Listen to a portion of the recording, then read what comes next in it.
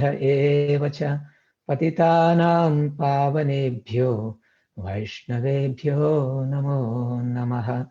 जय श्री कृष्ण चैतन्य प्रभु नित्यानंद श्री अद्वैता गदाधर श्रीवासादि गौर भक्त वृंद। हरे कृष्णा कृष्णा कृष्णा हरे हरे, हरे Ram Ram Ram Hare Hare.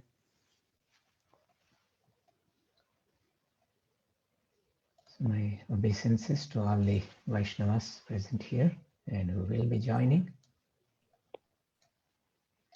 So today we will continue reading Srimad Bhagavad Gita chapter number 2. Yesterday Pyari Mohan Prabhu did verse number 45. So today we will read verse number 46. So if you can, please kindly repeat after me. Om Namo Bhagavate Vasudevaya. Om Namo Bhagavate Vasudevaya. Om Namo Bhagavate Vasudevaya. Om Om Namo Namo Bhagavate Vasudevaya. Vasudevaya. Om Namo Bhagavate Vasudevaya. Om Om Namo Namo Bhagavate Vasudevaya. Vasudevaya.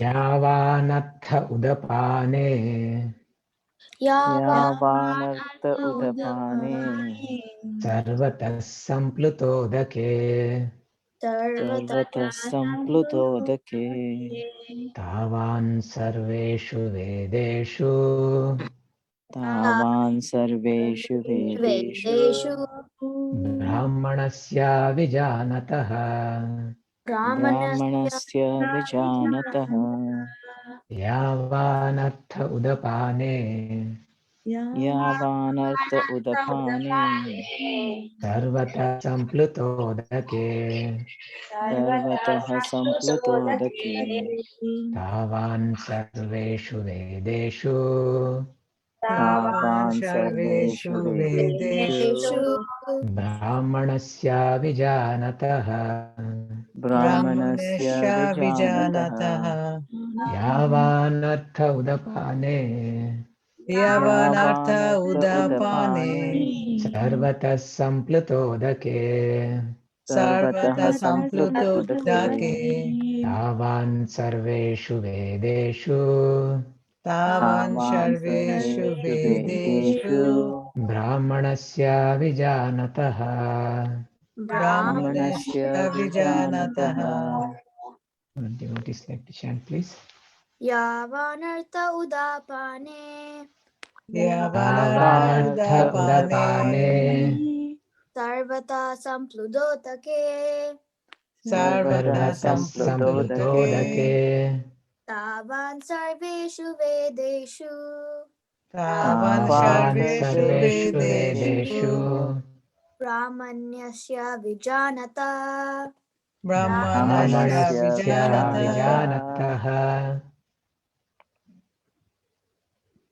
यावान् earth उदपाने Yavanartha Yavanartha Udapane Udapane सर्वतः सम्प्लुतोदके Sarvata Sarvata Sarvata Samplutodake Samplutodake तावान् सर्वेषु वेदेषु Tavan Tavan Tavan Sarveshu Sarveshu Sarveshu Vedeshu Vedeshu Vedeshu ब्रह्मणस्य विजानतः Brahmanasya Brahmanasya Brahmanasya Vijanataha Vijanataha Vijanataha Yavan Artha Udapane Yavanartha Yavanartha Udapane Udapane Sarvata Samplutodake Sarvata Sarvata Samplutodake Samplutodake Tavan Sarveshu Vedeshu Tavan Tavan Sarveshu Sarveshu Vedeshu Vedeshu Brahmanasya Vijanataha Brahmanasya Brahmanasya Vijanataha Vijanataha. Okay, We'll read the translation and purport. With Divine Grace, A.C. Bhaktivedanta Swami, Srila Prabhupada. All purposes served by a small well can at once be served by a great reservoir of water. Similarly, all the purposes of the Vedas can be served to one who knows the purpose behind them. Purport: the rituals and sacrifices mentioned in the Karma Kanda division of the Vedic literature are meant to encourage gradual development of self-realization. And the purpose of self-realization is clearly stated in the 15th chapter of the Bhagavad Gita 15:15. The purpose of studying the Vedas is to know Lord Krishna, the primeval cause of everything. So self-realization means understanding Krishna and one's eternal relationship with him. The relationship of the living entities with Krishna is also mentioned in the 15th chapter of Bhagavad Gita 15:7. The living entities are parts and parcels of Krishna. Therefore, revival of Krishna consciousness by the individual living entity is the highest perfectional stage of Vedic knowledge. This is confirmed in the Srimad Bhagavatam 3:33-7 as follows. Aho batashva pachato gariyan yajjihvagre tate namatubhyam te pustapaste juhuvussasnurarya brahmanuchurnama grananti yete. O my Lord, a person who is chanting your holy name, although born of a low family, like that of a Chandala, dog eater, is situated on the highest platform of self-realization. Such a person must have performed all kinds of penances and sacrifices according to Vedic rituals and studied the Vedic literatures many, many times after taking his bath in all the holy places of pilgrimage. Such a person is considered to be the best of the Aryan family. So one must be intelligent enough to understand the purpose of the Vedas without being attached to the rituals only, and must not desire to be elevated to the heavenly kingdoms for a better quality of sense gratification. It is not possible for the common man in this age to follow all the rules and regulations of the Vedic rituals, nor is it possible to study all of the Vedanta and the Upanishads thoroughly. It requires much time, energy, knowledge, and resources to execute the purposes of the Vedas. This is hardly possible in this age. The best purpose of Vedic culture is served, however, by chanting the holy name of the Lord, as recommended by Lord Chaitanya, the deliverer of all fallen souls. When Lord Chaitanya was asked by a great Vedic scholar, Prakashananda Saraswati, why he, the Lord, was chanting the holy name of the Lord like a sentimentalist instead of studying Vedanta philosophy, the Lord replied that his spiritual master had found him to be a great fool and thus asked him to chant the holy name of Krishna. He did so and became ecstatic like a madman. In this age of Kali, most of the population is foolish and not adequately educated to understand Vedanta philosophy. The best purpose of Vedanta philosophy is served by inoffensively chanting the holy name of the Lord. Vedanta is the last word in Vedic wisdom, and the author and knower of the Vedanta philosophy is Lord Krishna. And the highest Vedantist is the great soul who takes pleasure in chanting the holy name of the Lord. That is the ultimate purpose of all Vedic mysticism. Okay. So we are continuing this theme. Krishna has started explaining something different in verse number, starting verse number 39, he said, I'm going to say, and he started explaining. So what is it, something different that has happened?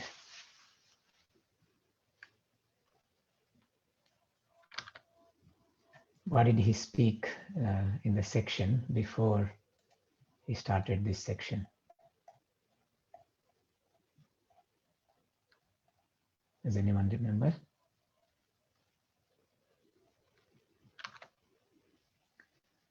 So until verse number 39, predominantly he spoke about what's called Sankhya Yoga. And then in verse number 39, he said, so far I have spoken Sankhya. Now I'll speak what is called Buddhi Yoga.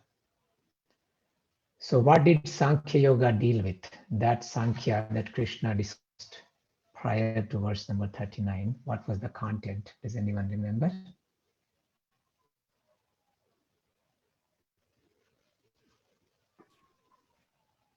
We are not the body, we are the soul. Yes, he basically separated the soul from the body and described how the body has no, the soul has no birth, no death, and so many different adjectives used to describe the soul in multiple ways by sometimes repeating the same idea in a different way. Krishna has greatly explained that we are this body. So that was the main section. He also little bit, particularly after verse number 30, he talked about how if he doesn't fight, all the great warriors would deride him, would look at him in an insignificant way. And he also kind of induced Arjuna that if you fight, you will get the kingdom. Even if you lose, you will go to, if you die, you'll go to heavenly planets. If you win, you'll get the kingdom. So either, get the kingdom or die in the battlefield. So he kind of discussed that as well a little bit, but mainly it was about, like Malti Priyamataji said, it was about the body and the soul.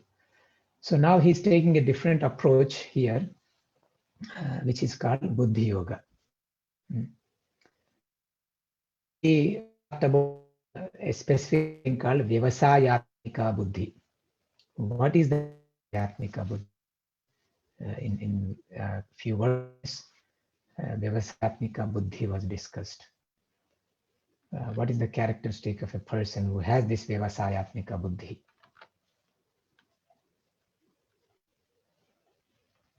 Focus. Yes, they are very focused. They have Single-pointed determination. Yes, yes. So they know their goal in life and they're working towards that goal without being distracted by so many things. So this is the Vyavasayatmika Buddhi. And this is so important that actually this Vyavasayatmika Buddhi concept is the one that has helped Srila Prabhupada to keep that focus on the instruction that his spiritual master has given. What was that instruction? Preach in the Western countries. Yes, to preach in the Western countries. And whenever Srila Prabhupada would read these verses of Bhagavad Gita, that he would be reminded, because the Acharyas, Baladev Vidyabhushana, Vishnu Chakravarti Thakura, particularly Vishnu Chakravarti Thakura, he said this Vyavasayatmika Buddhi is something that we sing in Gurvastaka as well. Yasya Prasada Bhagavat Prasadu. When the spiritual master is pleased, Krishna is pleased. So, and this Vyavasayatmika Buddhi means focusing on the instruction of the spiritual master. So now, what are the things that will deviate us from having this Vyavasayatmika Buddhi? So that is what Krishna has been discussing in a few verses, is we take this Vedic knowledge, but there are so many things in the Vedas. There are multiple things described in the Vedas. So how do we keep this Vyavasayika focus when the Vedas are offering things to us? So he has been explaining the same thing from verse 42, 43, 44, and yesterday 45 also. Traigunya Vishaya Veda, Nistraigunya Bhavajna. And today, again, the same thing, the same theme is continuing. In today's verse, he said, Yavan Artha Udapane Sarvatas Samplutodake Tavan Sarveshu Vedeshu Brahmanasya Vijanataha. So Udapana means a well, But here the singular word is used, udapane. It's not used, udapana nam was not used, it just udapana in a well. But sometimes the singular case is used to describe a group of things. When humanity is a group like that. So here udapane represents a group of wells.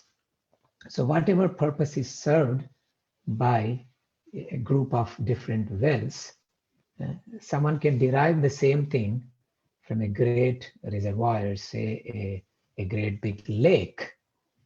So the way this works is, I don't know how many of you are familiar with the idea of a well, because now just you turn on the tap, the water will come. Where is the water coming from?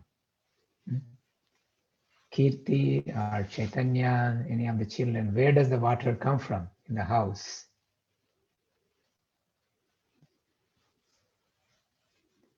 You just turn on the tap, right? Where do you get the water from? At least in India, we have overhead tanks. Here, they don't know where water is coming from, right? Yeah, we don't know where a lot of things are coming from. Everything is hidden from us. So, but any of you who lived in villages and even in towns at some point, if not in a well, I remember even in a district headquarters, we had overhead tank where the water would get pumped, but that was not good enough for drinking.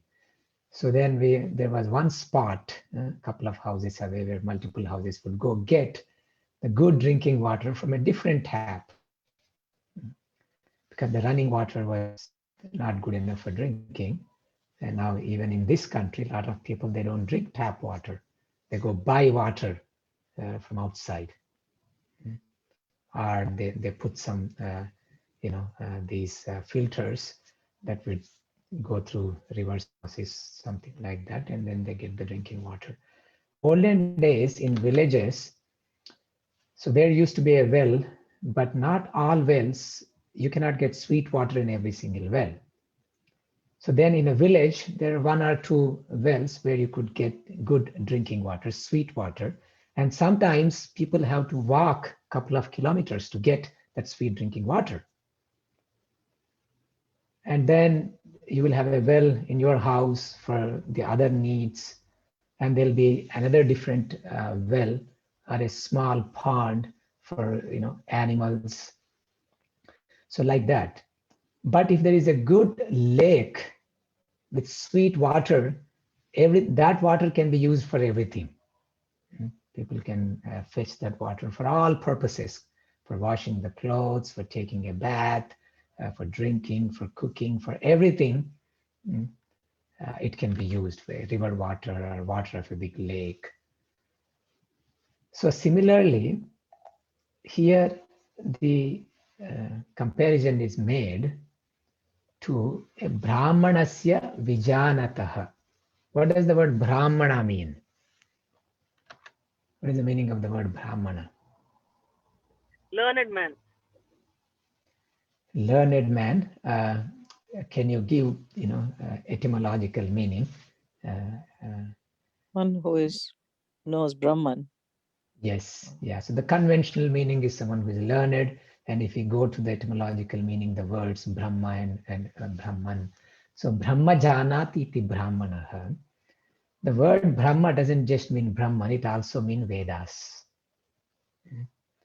So Brahmana means one who knows Vedas. Of course, Vedas, to the extent where from the Vedas he realizes Brahman. So it is described, samskarat janmana jayate shudra. By birth, everybody is a shudra. Janmana jayate shudra, samskarat bhave dvijaha. By samskaras, by upanayana samskara, that person becomes a dvija. Dvija means one who has taken birth 2 times. Dvi means 2, ja means to take birth. So one who has taken the second birth. So this initiation is a second birth. Janmana jayate Shudra samskarat bhave dvijah Veda patanat Vipra.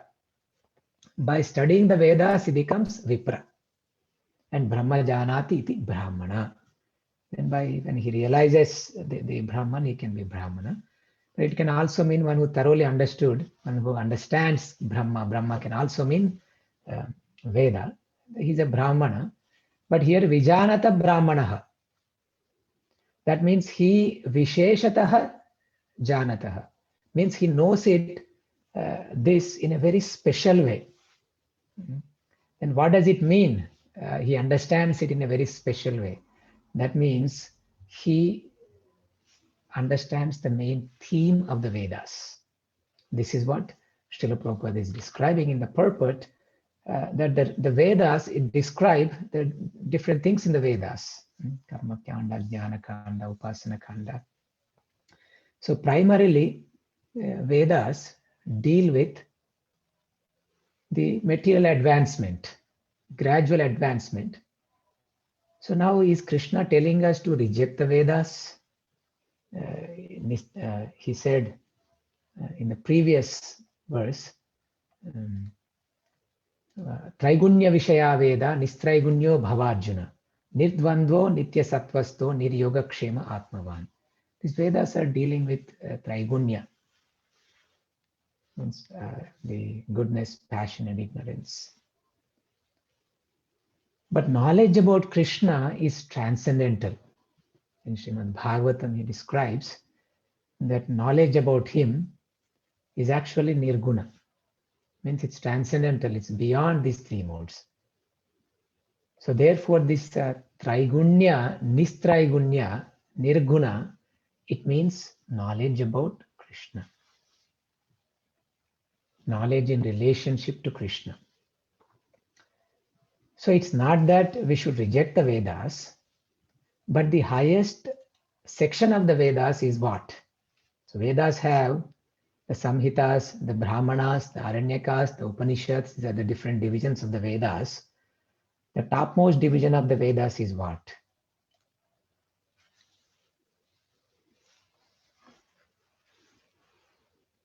Which section of the Veda is the topmost?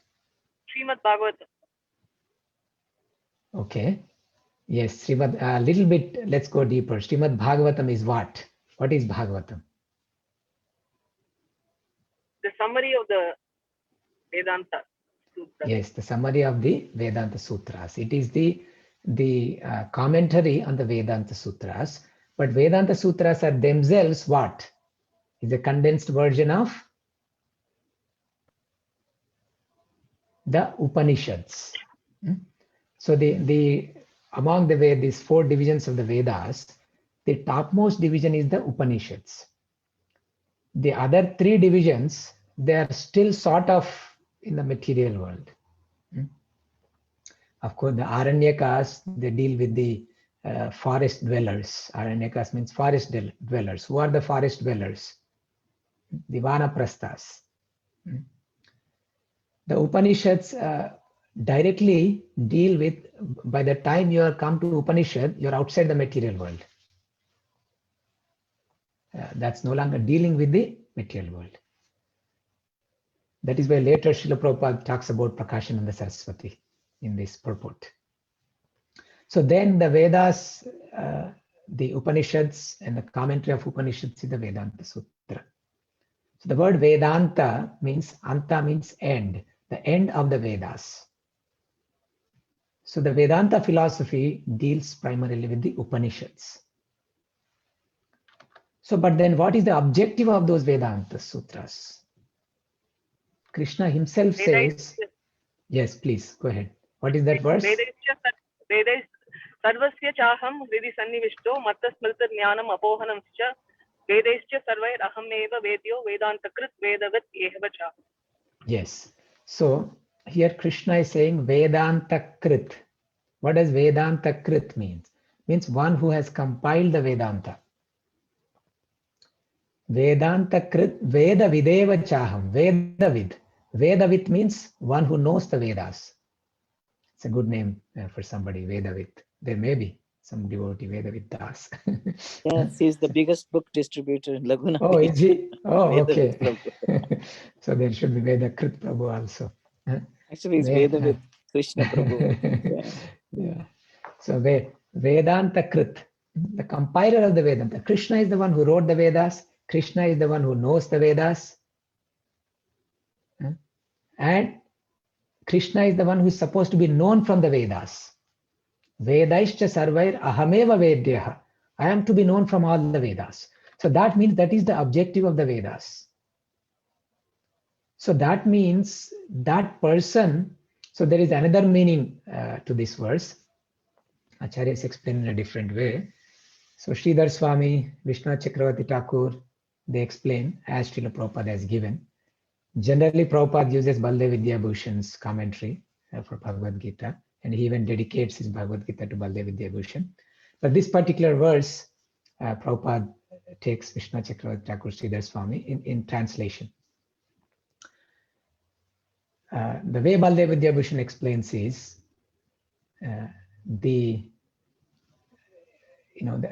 have this well, we have this big reservoir of water, and it will give all the purposes. But for the person who knows he can extract everything from that reservoir of water. Similarly, a person who knows how to study the Vedas, he knows what to extract from the Vedas. That means he knows to extract those sections of the Vedas that primarily deal with bhakti, primarily deal with devotion to the Lord. So Vedas also talk about devotion to Krishna. There is one very famous verse that Srila Prabhupada often cites in relation to surrender unto spiritual master from Shvetashvatara Upanishad. Yasya deve para bhaktir yata deve tata gurau tasyaite katitahyartha prakashante mahatmanaha. Yasya deve para bhaktir yatha deve tata gurau. So to that person who has devotion to the Supreme Lord, and as much devotion he has to the Supreme Lord, similar devotion he has to his Guru, and to that person the Vedas will be revealed. That means even to understand the Vedas, what we need is bhakti. So Krishna has to be known from the Vedas, and bhakti is the essence of the Vedas. And this is the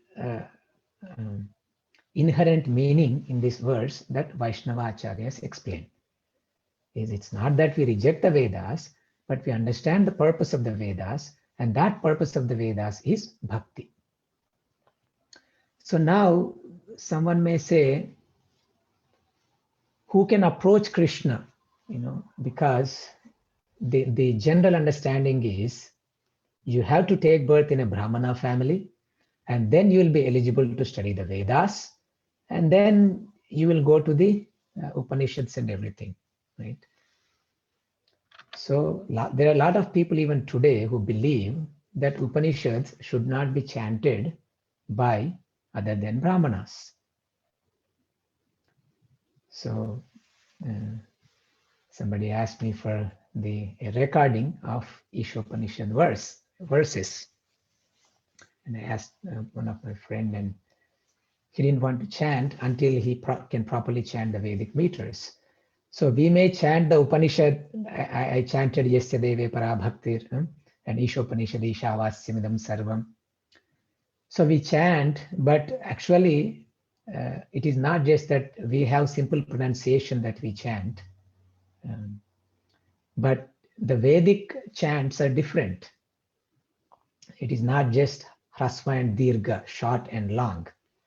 There's something called Pluta, which is 3 times the Hrasva. Sometimes you see in Vedic chantings, they seem to prolong too long. Like they say, they say they echo certain syllables. So there's a separate recitation. There are Vedic meters that have to be pronounced in a particular way. And only the learned Brahmanas can do that.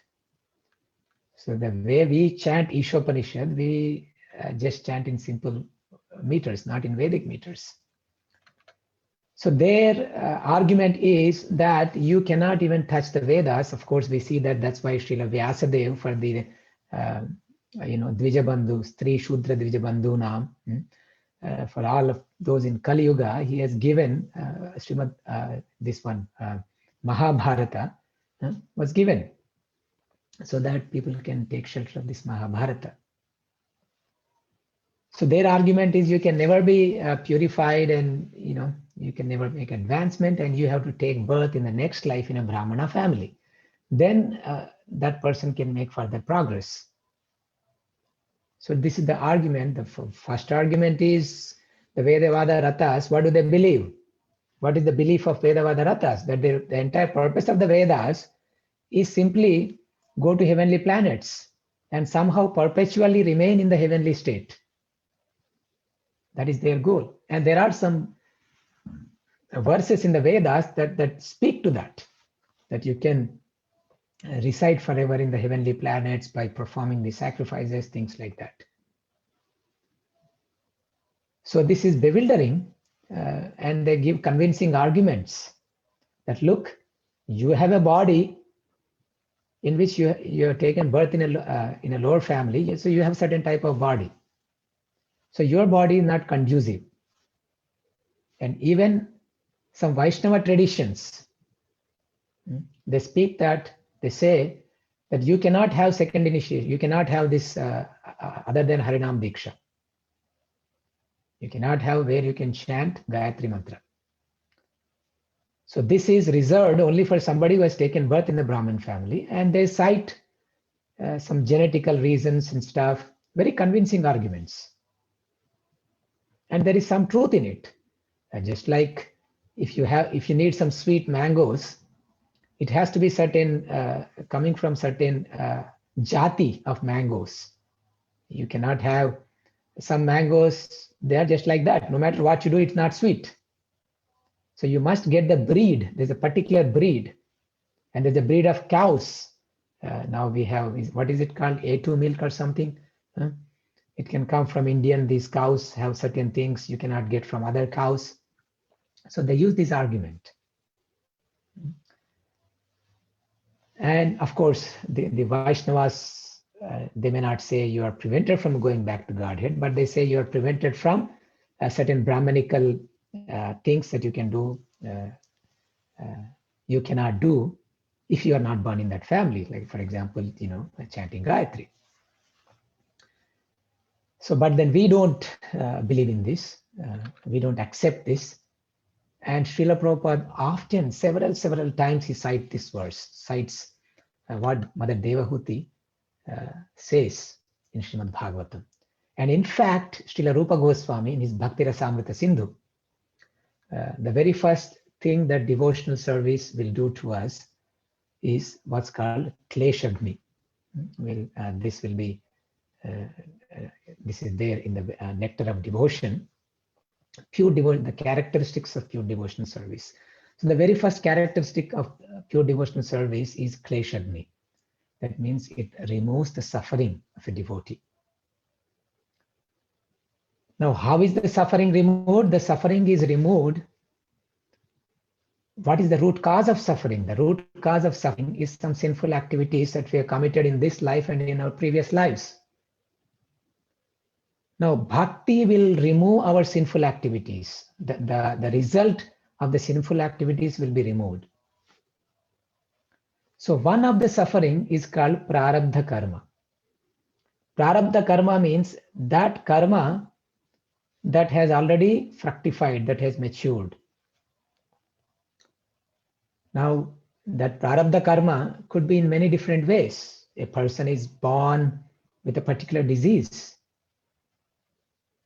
And, in a family, if there's diabetes, then that person may have diabetes.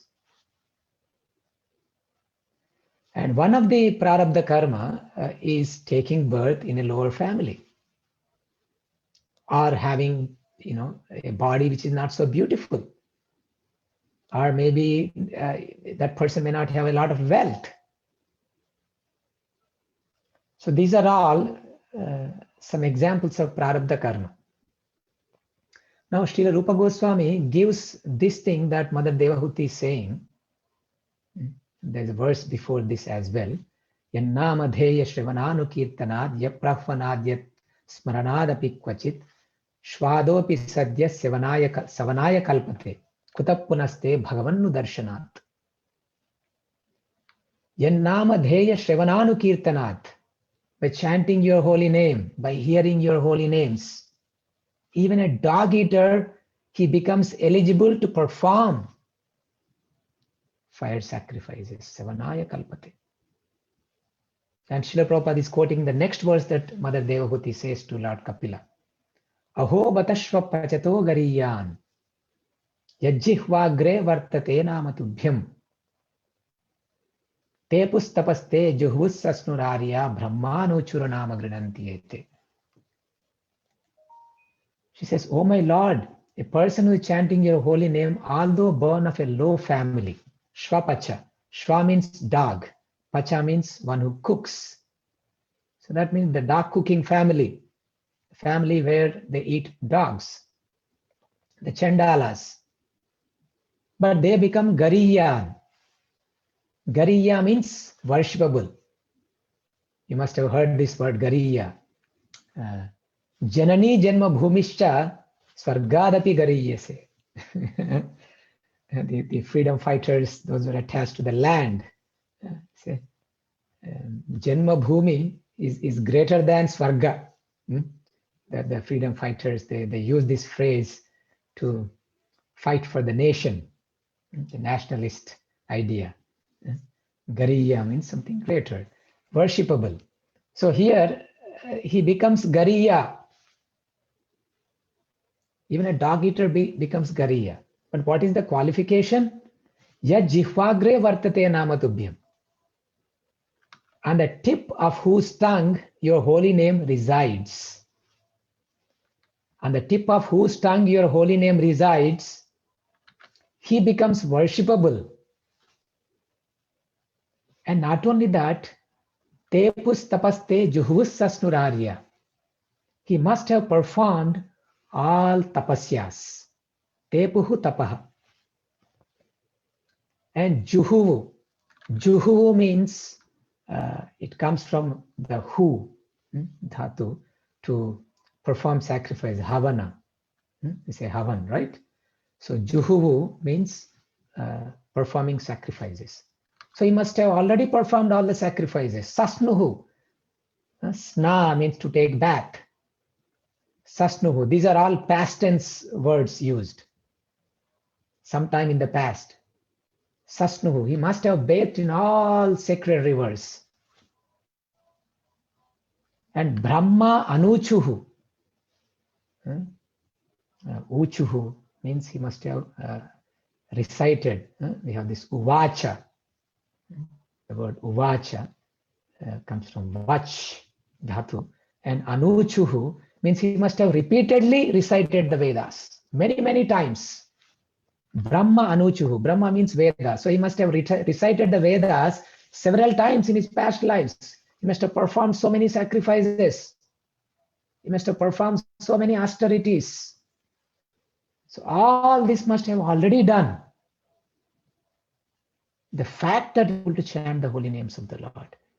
That means the he has already achieved the purpose of the Veda. So this is reverse engineering.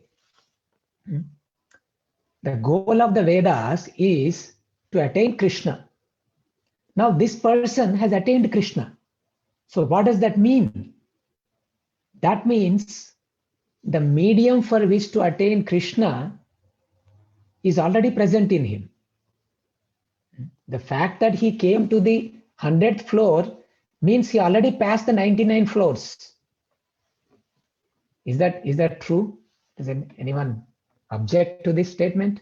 If you went to the 100th floor, that means you already passed the 99 floors. So the fact that on the tip of his tongue there are holy names of the Lord, that means he's on the 100th floor. So that means he has performed all the other things. And this is not, we are making it up. This is what Mother Devahuti is saying. And this is what Srila Rupa Goswami is giving an example, that the Prarabdha karma has put him in the low family. But the bhakti nullified his Prarabdha karma and elevated him to the stage where he is eligible like a Brahmana, even though he is not born in a Brahmana family. So Rupa Goswami specifically cites this verse that Devahuti has recited in Srimad Bhagavatam to prove that bhakti destroys Prarabdha karma. So this is very important for us devotees to have faith and remember these verses, because we will meet people who argue based on the Vedas. They may be quoting some verses here and there and giving very logical arguments. But based on the Shastra, we can explain that this is what here Krishna is saying. Of course, Krishna also later, if you surrender unto me, everything, I'll take away the reactions to all the sins. Krishna also mentioned Sarva Dharman Parityajya Mamekam Sharanam Raja Aham Tvam Sarva Papebhyo Mokshayishyami Ma Shuchaha. So the reason why we did not take birth in the Brahman family is because of our papas in the previous life. But now Krishna is saying, I'll take away those reactions if you surrender unto me. That means that reaction of not having a Brahmana's body should no longer exist for those who have taken to pure devotional service of the Lord. So this is what it means to understand the purpose of the Vedas and the Upanishads. Now I briefly mentioned chanting the holy name. Then what is it that purpose of the Vedas? The purpose of the Vedas is bhakti. Now bhakti can be executed in 9 different ways. Who knows what are the 9 different ways? Shravanam Kirtanam Vishnu. Yes. Shravanam Kirtanam Evanam Vishnu. Archanam Vandanam Dasyam. Dasyam Sakhyam Atma Sakyam Nivedana. Atma Nivedana. So these are the Iti Pumsat Pita Vishnu Bhaktischennava Lakshana Kriyeta Bhagavatyadhara. So one has to engage in these 9 processes. These are the Bhakti Lakshanas, 9 Lakshanas of Bhakti. Sri Chaitanya Mahaprabhu, the main one for Yoga is Kirtanam. Hare Nama, Hare Nama, Hare Nama, Eva Kevalam. And in this Kali Yuga, Kriteya Dhyayato Vishnum, Tretayam Yajato Makai, Dvaparayam Paricharya, Kalautad Hari Kirtanat. In Kali Yuga, the main process is Hari Kirtana. So this is the process, and Srila Prabhupada talks about Sri Prakashananda Saraswati's interaction with Sri Chaitanya Mahaprabhu. Prakashananda Saraswati was a great scholar in the Shankaracharya Sampradaya. So the followers of Shankaracharya, they follow a philosophy called Mayavada philosophy. The meaning of Mayavada is those who argue that when Krishna comes to this world, his body is made of Maya. His body is made of matter. Because Krishna himself, like all of us, we are all impersonal Brahman, and that impersonal Brahman has taken a body, a material body. And therefore, any kind of duality that we see in this world, anything that you see which has a shape, which has a form, which has this all these different qualities, it must be material. Because Brahman is Nirguna, it is free from any qualities. Everything is zero for Brahman. And this is very appealing. This is very appealing to modern scientific temper also. That's a lot of people, particularly those who want the Vedanta people, they try to get into science and explain. In mathematics, you start with a point. How do you define a point? A line is a collection of points, but how do you define a point? A point is something that has no length no breadth, no width, no height, no father, no mother, no sister, no brother. That's an axiomatic truth. That's what they define a point. But that's some vague idea. So it's very appealing to Mayavadis. Yes, that's what, no attributes, anything. That's the Brahman. That's the Nirguna Brahman. So Prakashananda Saraswati, one of his disciples, he saw Sri Chaitanya Mahaprabhu chanting and dancing and everything, and he was very impressed, and he goes and he tells his guru, but he doesn't like it. What is this? Sentimental dancing and chanting. A sannyasi, the duty of a sannyasi is to study the Upanishads. So the grihasthas, they're studying the Brahmana sections. The Vanaprasthas or Aranyaka, but the sannyasis, they should deal with the Upanishads. They should study the Vedanta. What is this Krishna Chaitanya? What is he doing? So he was very criticizing. And when Brahmana heard this criticism, he felt very bad. So he thought he should, not only him, but Chaitanya Mahaprabhu was staying in Varanasi, in the house of Tapan Mishra and Chandrasekhar Acharya Tapan Mishra. They both also felt they didn't feel good. They wanted to do something. My Lord, we cannot tolerate this anymore. They were criticizing you. Chaitanya Mahaprabhu just smiled. And while they were discussing, one Brahmana came, who was actually inspired by the Lord. And he said, my dear Sri Krishna Chaitanya, please come to my home for prasadam. I'm inviting all the sannyasis of the town for prasadam, for lunch. You please come and join me. Join. I know you don't like to hang around with these sannyasis. You're very devotional, but it's my desire that you come. I invite all the sannyasis sometimes. So please, to give pleasure to me, please come. I really want you to come. And he begged Sri Chaitanya Mahaprabhu to come. And Sri Chaitanya Mahaprabhu said, yes, I will come. And Chaitanya Mahaprabhu goes. And at that time, Sri Chaitanya Mahaprabhu, if any of you know in India, in villages, if we come from anywhere, the first thing is we have to wash our feet. Before eating prasadam, we should wash our feet and hands. I remember my parents used to tell me before eating, go wash your hands and feet and then come and eat. That was the tradition. So before eating, so Chaitanya Mahaprabhu washed his feet outside the house. The bathroom was never inside the house in the olden days. So we had a bathroom outside. And also in front of the house and back of the house, we had buckets of water. So anyone either coming from that side or this side, they would just wash their feet and then come in. So Chaitanya Mahaprabhu washed his feet, and instead of sitting in the place where prasadam is being served, he just sat, a little bit closer to the place where the feet is washed. And while he sat, he also did something.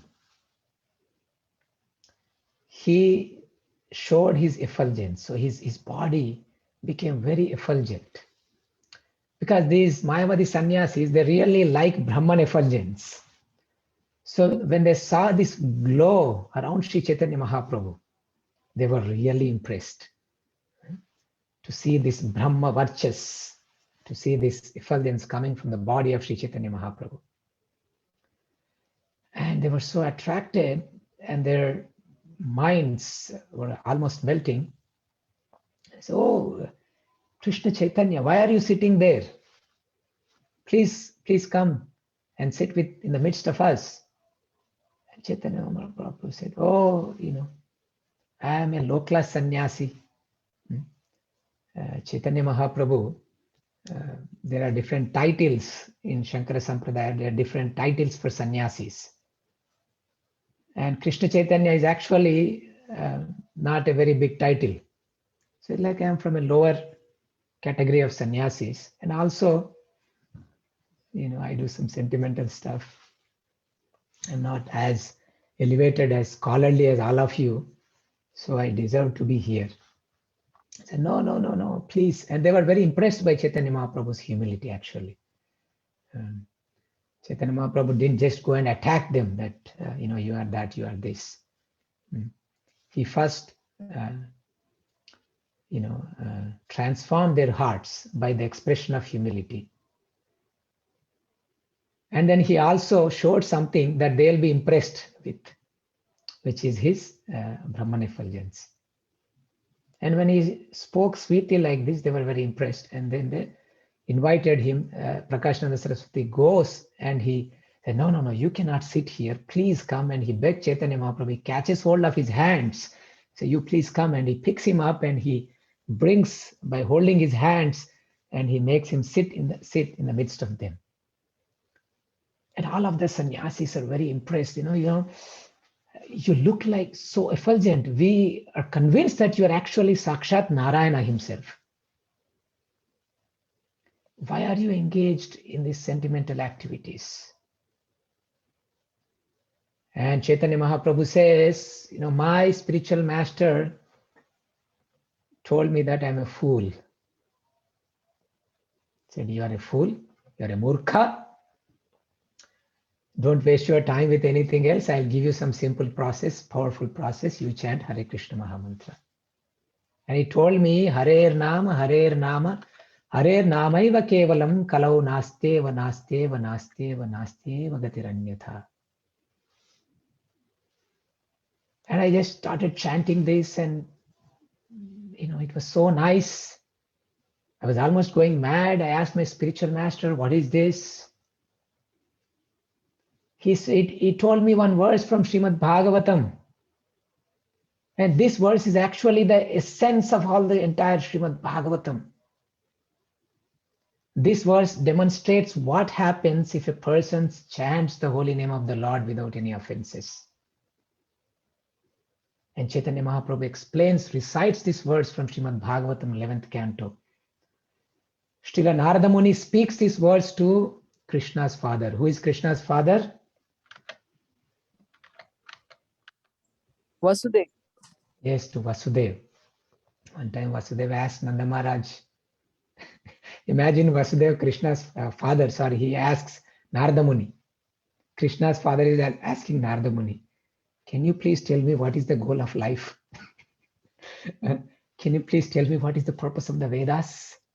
Can you tell me the path for self-realization? Imagine Krishna's father, that person who is the father of God, he is asking, please tell me the process. Of course, Vasudeva is doing this to teach all of us. And in that process, Narada Muni explains the importance that we should chant the holy names of the Lord. Then he speaks one beautiful verse. Evam vratasva priyanama kirtya jatanurago drutachitta uchchai hasatyatoro ditirauti gayati unmadavan nrityati loka bahya. Narada Muni says, by chanting these holy names, evam vrataha, they take a vow to chant the holy names of the Lord. Swapriyanama kirtya, by chanting the holy names of their very dear Lord. Swapriya nama. So his holy names kirti. By glorifying the holy names of the Lord, by chanting the holy names of the Lord, they are very attached to it. Jatanurago druta chitta. Their hearts practically melt by being attached to the holy names of the Lord. And therefore, they uchchaihi, very loudly, hasati, roditi, rauti, gayati. Hasati means, they become maddened and they just laugh while chanting. Roditi, they cry. Rauti, they become so much agitated. Gayati, they just sing loudly. And unmadavat, just like a mad person. What do? Just like a mad person, nrityati, they keep dancing. dance and sing and laugh and cry and express so many emotions of agitation. Oh, aren't they embarrassed to do this? Narada Muni says, no. Loka bahyaha. Lokat bahyaha. These people are beyond this world. They don't care what other people think about them.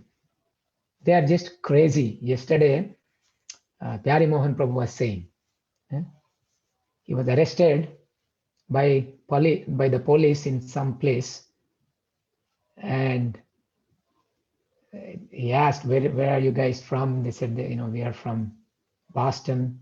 And then they called the Boston police. And after they discussed, they released them. Then Pyari Mohan Prabhu asked, why did you release us? What did Boston police tell you?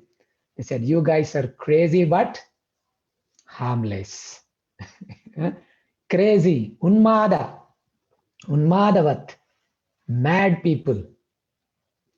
They look like mad people for the loka, for the general people, but they are actually loka bahya. They don't care what other people think about them.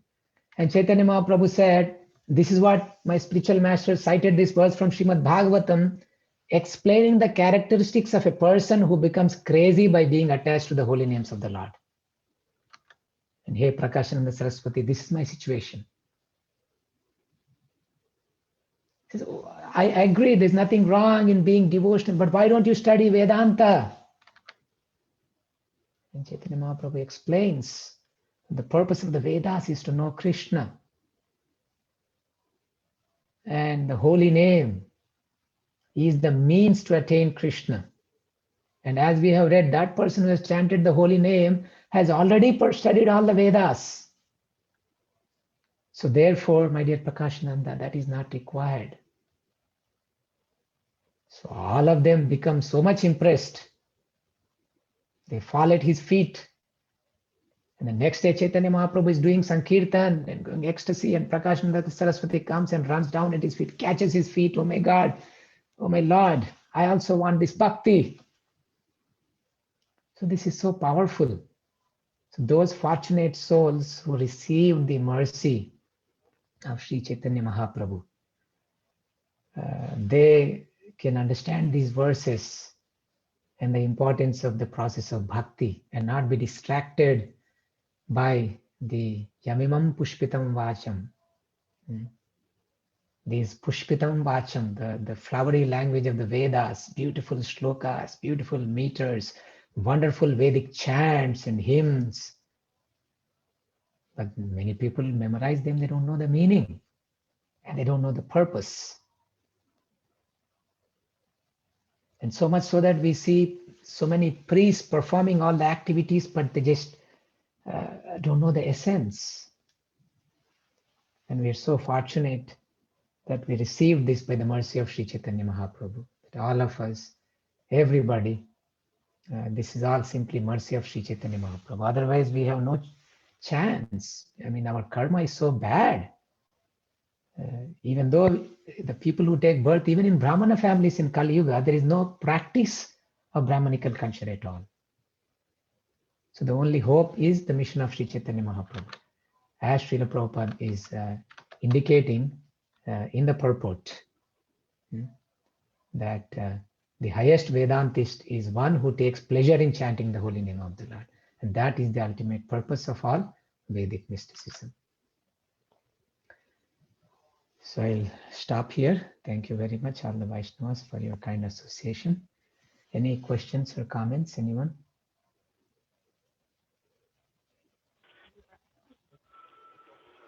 Thank you, Prabhuji, for your nice lecture. Thanks a lot. Thank you, Mataji.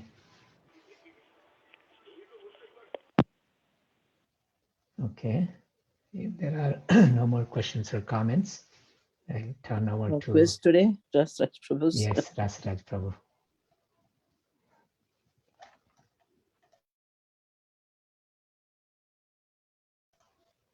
Rasraj Prabhu, do we have a quiz or should we end here?